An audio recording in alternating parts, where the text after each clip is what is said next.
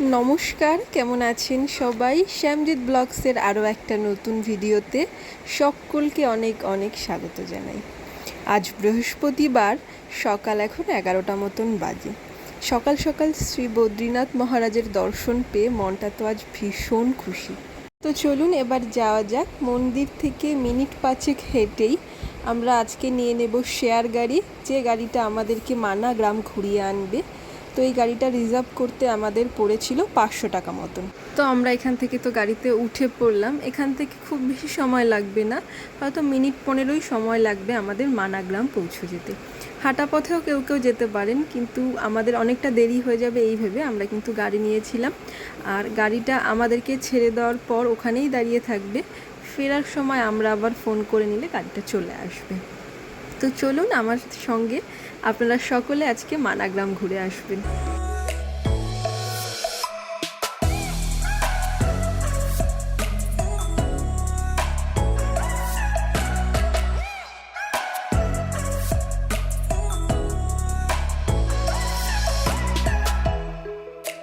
মানা হচ্ছে ভারতবর্ষের উত্তরাখণ্ড রাজ্যের চামোলি জেলার অন্যতম একটা গ্রাম। এটি প্রায় 10,500 ফুট উচ্চতায় অবস্থিত। আর জানেন তো, ভারত তিব্বত সীমান্তে অবস্থিত। তাছাড়া এখান থেকে কিন্তু আমরা ভারত এবং তিব্বত সীমান্তের একদম যে বর্ডার, সেই বর্ডারে যেতে পারি, কিন্তু তার জন্যে আগে থেকে পারমিশন করিয়ে নিতে হয়। তো আমাদের তো সেই রকম কোনো পরিকল্পনা নেই, আমরা আজকে শুধু মানাগ্রামটাই ঘুরবো। আর মানাগ্রামটা অসম্ভব সুন্দর, সেটাই আজকের ভিডিওতে সকলের সঙ্গে শেয়ার করবো।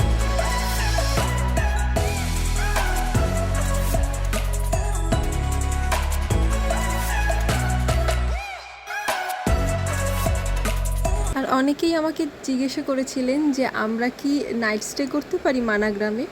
হ্যাঁ, আমরা নাইট স্টে করতে পারি যদি কেউ চান। বদ্রীনাথ থেকে গাড়ি ধরে মানা এসে থাকতে পারে। মানাতে যথেষ্ট গাড়ি পার্কিংয়ের ব্যবস্থা রয়েছে। তাছাড়া ছোট ছোট অনেক হোমস্টে রয়েছে। এখানে নেটওয়ার্ক ব্যবস্থাটাও খুব ভালো। তো আরামসে আপনারা যে কেউ চাইলে মানায় রাত থাকতেই পারে। এই তো আপনাদের সাথে কথা বলতে বলতে দেখুন কতটা চলে এসেছি আমরা। আর এই যে ফার্স্ট ইন্ডিয়ান ভিলেজ মানা, তো এখানেই আমরা একটু দাঁড়িয়ে কিছু ফটো সেশন করে নিয়েছিলাম কিছু ভিডিও ক্লিপিংস, সেগুলোই আপনাদের সকলের সঙ্গে শেয়ার করব। আর চারিদিকটা কি অসম্ভব সুন্দর না, যেদিকেই তাকাচ্ছি বড় বড় পাহাড়, নীল আকাশ, আর এখানে সামনে বয়ে চলেছে একদম খরস্রোতা নদী। চারিদিকটা তো অপরূপ সুন্দর লাগছে।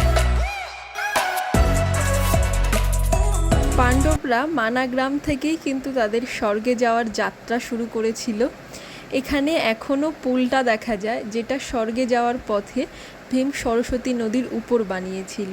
আর মানাগ্রামে এসেই কিছুটা হাঁটার পর দেখা যায় একটা বোর্ড, যেখান থেকে দুটো রাস্তা গেছে দুদিকে। ডান দিকে গণেশ গুফা, ব্যাস গুফা, আর বাম দিকে সরস্বতী ধাম এবং ভীমপুল। তো আমরা কিন্তু মূলত প্রথম দিকের এই আকর্ষণ এগুলো তো দেখবই, তাছাড়া রয়েছে আর এখান থেকে 5 কিলোমিটার্স মতন ট্রেক করলেই বসুধরা ঝর্ণা। তো এটাও কিন্তু মানাগ্রামের অন্যতম আকর্ষণ। তো প্রথমেই আমরা চলে এসেছি গণেশ গুফা। এই গণেশ গুফা কিন্তু মহাভারত এবং ব্যাসদেবের সঙ্গে জড়িয়ে আছে এখানকার গল্প। মনে করা হয় ব্যাসদেব যখন মহাভারত রচনা করেন, তখন ব্রহ্মদেবের অনুপ্রেরণায় মহাভারত লেখার জন্যে ভগবান গণেশকে অনুরোধ করেন। তাছাড়া এটাও মনে করা হয় ব্যাসদেব ব্যাস গুফায় বসে মহাভারত বলেন এবং ভগবান গণেশ নিজে এই গণেশ গুফায় বসে তা লেখেন। এই সামনে কি সুন্দর একটা আপেল গাছ, জানি না কতটা আপনাদের দেখাতে পারছি, কিন্তু আবার ছোট ছোট আপেল সারা গাছটায় ভরে আছে। গণেশ গুফা থেকে মোটামুটি 50 থেকে 100 মিটার হাঁটা পথেই পড়বে ব্যাস গুফা। তো এবার আমরা ব্যাস গুফার দিকে যাব। আর চারিদিকটা এত সুন্দর সবুজে ভরা, সবথেকে ভালো লাগলো পাহাড়ে সবজি চাষ হতে দেখে। এছাড়া এখানে বিভিন্ন লোকাল মানুষজনের নিজের হাতে তৈরি স্টোল, চাদর, এই সমস্ত কিছুর দোকান। আর দেখুন এদিকে ছোট্ট ছোট্ট পাহাড়ে ধাপ চাষের মাধ্যমে বাঁধাকপি, বিভিন্ন রকমের সবজির চাষ করা হয়েছে। খুব সুন্দর না এগুলো?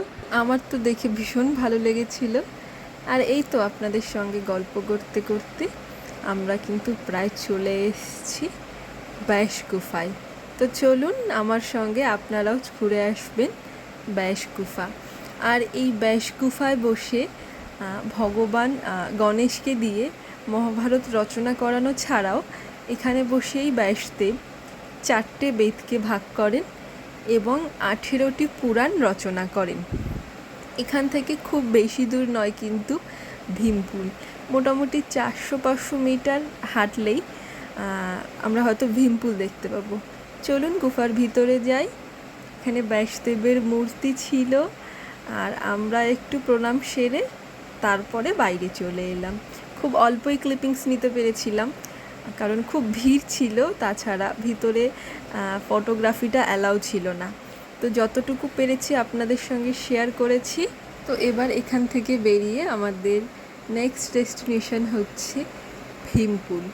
আর চারিদিকটা ভীষণ শান্তি এখানে, আর বেশ ফাঁকা ফাঁকাই ছিল। আর আজকে আমরা বেশ রোদ ঝলমলে ওয়েদার পেয়েছি। এখানে বৃষ্টি হলে খুব সমস্যা, তো এটা লাকি আমরা যে অন্যান্য জায়গার মতন কিন্তু মানায় এসে আমরা খুব সুন্দর রোদ ঝলমলে ওয়েদার পেয়েছি।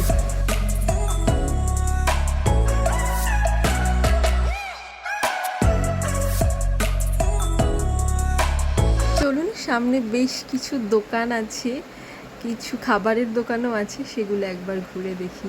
আর কি অসম্ভব সুন্দর না এখানের হাতের কাজ মানুষজনের, খুব সুন্দর করে তারা খুব তাড়াতাড়ি এগুলো বানাতে পারে চোখের সামনে। আর এই যে আমরা মার্কেটটা ছেড়ে কিন্তু বাইরের দিকটা চলে এলাম ভীমপুল যাওয়ার উদ্দেশ্যে।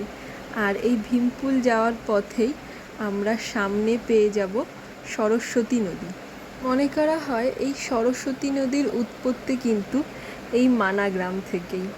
বলা হয় বড় বড় পাথরগুলোর ভিতর থেকেই নদীটির উৎপত্তি হয়েছে, কারণ সেইভাবে সরস্বতী নদীর উৎপত্তি স্থল জানা সম্ভব হয়নি।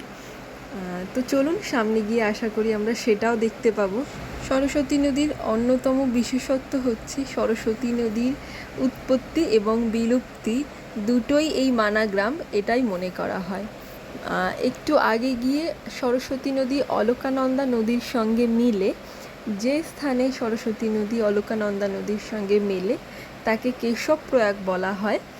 কিন্তু তাছাড়া এটাও মনে করা হয় যে ব্যাসদেবের অভিশাপে নাকি সরস্বতী নদী এই মানা গ্রামে বিলুপ্ত হয়েছে। চলুন যাওয়া যাক। এই মার্কেটটা পার করলেই সামনে আমরা সরস্বতী নদীর দর্শন পাব। মনে করা হয় ব্যাসদেব যখন মহাভারত রচনা করছিলেন তখন সরস্বতী নদীর প্রচণ্ড বয়ে যাওয়ার শব্দে তার কাজে ব্যাঘাত ঘটছিল, তাই তিনি সরস্বতী নদীকে অভিশাপ দেন যে এরপর সরস্বতী নদীকে আর দেখা যাবে না, তা বিলুপ্ত হয়ে যাবে।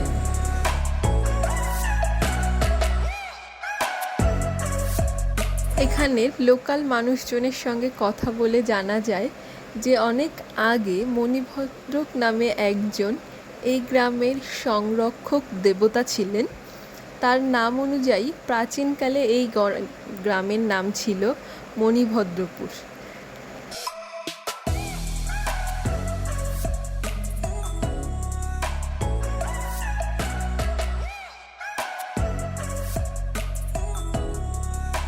মানা গ্রামের সব থেকে বড় পরিচয় হলো যে পাণ্ডবরা এই গ্রাম হয়েই স্বর্গের পথে যাত্রা করেন এবং যুধিষ্ঠির বাদে বাকি পাণ্ডবরা একে একে প্রাণ ত্যাগ করেন। মনে করা হয় পাণ্ডবদের স্বর্গে যাওয়ার পথে ভীম সরস্বতী নদীর উপর দুটি বিশাল পাথর জুড়ে পুল তৈরি করেন। এই পুলটি কিন্তু ভীমপুল নামে পরিচিত। তো আমরা একটু সামনে গেলেই সেই ভীমপুলের দর্শন পাব। আর এত অসম্ভব ভালো ছিল আজকের ওয়েদারটা যে বৃষ্টির পরপরই আমরা এসেছি রোদ ঝলমলে আকাশে। আর ঠিক ভীমপুলের উপর নিচ থেকে যে সরস্বতী নদী বয়ে চলেছে তার উপরে দেখুন আবার কত সুন্দর রামধনু দেখা যাচ্ছে। বেশ অনেক দিন পর রামধনু দেখা গেল, আর যেটা দেখে মনটা খুশি হয়ে গেল। ভীমপুলের ঠিক পাশেই সরস্বতী নদীর মন্দির আছে, সরস্বতী মায়ের মন্দির, যে মন্দিরের দর্শন কিন্তু আপনারা চাইলে করতে পারেন। এখন কিছু কনস্ট্রাকশনের কাজ চলছিল, একটু রঙের কাজ চলছিল, যার জন্য আমরা মন্দিরের ভিতরে আর ঢুকিনি। আর অপরূপ সৌন্দর্য লাগছে এই জায়গাটা থেকে যখন নদীটা বয়ে চলেছে। আপনাদের বললাম দুটো বড় পাথর মিলে, এই দুটো পাথর মিলেই কিন্তু ভীমপুল তৈরি করা হয়। দেখুন তো, হাজার হাজার বছর আগে তৈরি সেই পুলের দুটো পাথর এখনও সুস্পষ্ট তার চিহ্ন বহন করে চলেছে। আর এটাই হচ্ছে সরস্বতী মন্দির। তারপরে কিছুটা হেঁটে আমরা বসুধরা ট্রেক শুরু করব। বসুধরা ট্রেক একদম সরস্বতী মন্দির লাগোয়া উঠেই এখান থেকে মোটামুটি 5 কিলোমিটার মতন উপরে। রাস্তাটা সামনে একটু খাড়া, তো যারা করতে চান তারা কিন্তু অবশ্যই বসুধরা ঝর্ণা দর্শন করে আসতে পারেন। সম্ভব সুন্দর বসুধরা ঝর্ণা।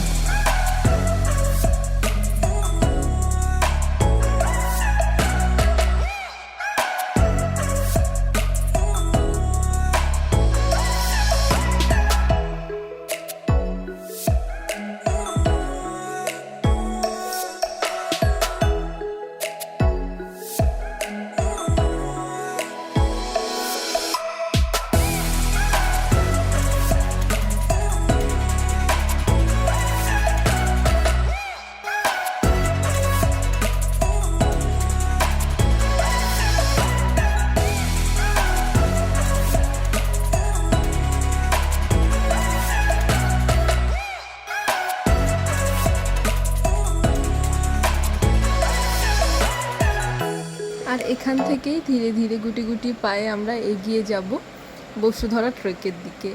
একটু শক্ত হবে মনে হচ্ছে, কারণ এতটা রোদ আর রাস্তাটাও খুব একটা ভালো না। আর জানি না কতটা আপনাদের দেখাতে পারবো, কারণ মোবাইলের চার্জটাও অনেক কমে এসছে। এবার হয়তো ফোনটা অফ হয়ে যাবে। চেষ্টা করব ক্লিপিংসগুলো আপনাদের সঙ্গে শেয়ার করার, জানি না বাকিটা কি হবে। আর এই যাওয়ার পথে এখানে ছিল কিছু লোকাল মার্কেট। এর আগে নাকি আর কিছু দেখা যাবে না তেমনভাবে, শুধু পাহাড় আর খোলা আকাশ, সৌন্দর্যই সৌন্দর্য। আমরা লোকাল মার্কেট ঘুরেছিলাম এখানে, রিজনেবল প্রাইসে খুব সুন্দর সুন্দর মাফলার, জ্যাকেট, টুপি, সমস্ত শীতের পোশাক পাওয়া যায়। জানেন তো, বদ্রীনাথ মন্দির বন্ধ হওয়ার সঙ্গে সঙ্গে ওই 6টা মাস এই শহরটাও পুরো গ্রামটাই বন্ধ থাকে, কারণ সেই সময় পুরোটাই বরফের নিচে চাপা পড়ে যায়। আবার 6টা মাস পর যখন বরফ সরে যায়, এখানকার গ্রীষ্মকাল হয়, তখন আবার সকলে এই গ্রামে এসে বসবাস শুরু করে। তো আমরাও এখানে কিছু ফটো সেশন করে নিচ্ছিলাম, ক্লিপিংস তুলে নিচ্ছিলাম। আর মোবাইলটা চার্জ কমপ্লিট হওয়ার পর আমরা আবার কিছু ভিডিওস করেছিলাম। তো এরকম ধরনেরই রাস্তা ছিল পুরো ট্রেকটারই, অসম্ভব সুন্দর ছিল, কিন্তু সেই ক্লিপিংসগুলো আমরা নিতে পারিনি। প্রচণ্ড টায়ার্ড হয়ে গেছিলাম, ভীষণ কষ্ট হয়েছে। আর যেমন মানার সমস্ত রাস্তাগুলো ছিল, পুরো রাস্তাটাই তেমন না। এই যে এখানে দেখা যাচ্ছে ছোট ছোট পাথর সারা রাস্তা, ধুলো, পাহাড়ি রাস্তা যেমন হয় তেমন। আর কিছু কিছু জায়গায় একটু খাড়া বেশি, আর কিছু কিছু জায়গায় খাড়া একটু কম। তো এই যে এখন আমি যে রাস্তাটা দিয়ে নামছি, মনে করা হয় এই রাস্তা ধরেই উপরের দিকে, অর্থাৎ বসুধরা ট্রেকের যে রাস্তাটা, সেই পথ দিয়েই পাণ্ডবরা স্বর্গে যাওয়ার যাত্রা শুরু করেছিলেন। আর এখান থেকে সরস্বতী নদী পুরো স্পষ্ট, আর তার যে বয়ে যাওয়ার শব্দ, সেই শব্দ বড়ই তীব্র আর প্রকট।